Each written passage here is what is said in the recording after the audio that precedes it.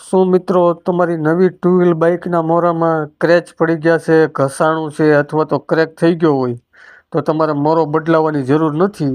આ વિડીયો છે તમારા માટે. તમે આ વિડીયોને એન્ડ સુધી જુઓ.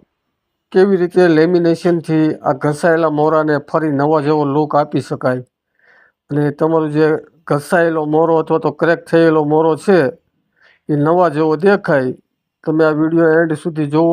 આ વિડીયો સારો લાગે તો તમે લાઈક કરો, શેર કરો અને કોમેન્ટ કરો.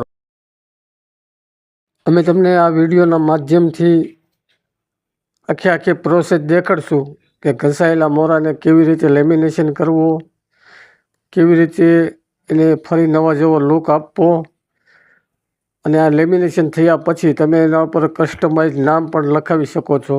અમે આ મોરામાં નામ પણ લખશું. તો તમે આ વિડીયો છેલ્લે સુધી જુઓ. આ વિડીયોમાં લેમિનેશન થઈ ગયા પછી મોરો કેવો દેખાય.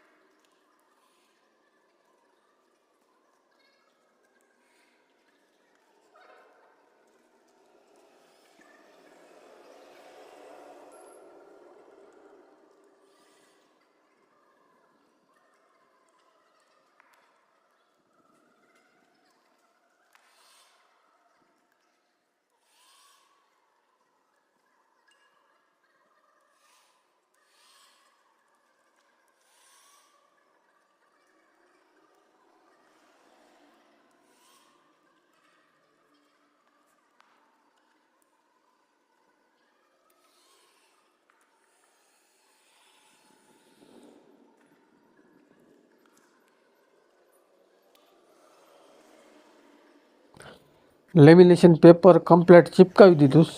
હવે તેમાં જે વધારાનો વેસ્ટેજ ભાગ છે એને આપણે કટિંગ કરી નાખશું. એટલે કટિંગ કર્યા પછી મોરાનો લુક કાંક આવી રીતે દેખાય. તમે જુઓ આ વિડીયોમાં. હવે આપણે એનું કટિંગ કરી.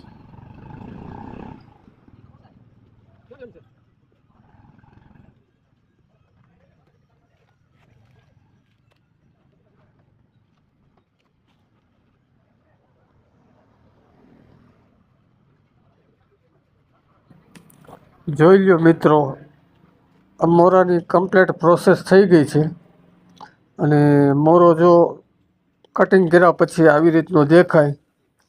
તમારા જે જૂના ઘસાયેલા ડાઘા અથવા તો ક્રેક હવે દેખાતું બંધ થઈ ગયું છે. મોરો કમ્પ્લીટ લેમિનેશન થઈ ગયો છે. હવે આના ઉપર આપણે નામ લગાડી દઈશું.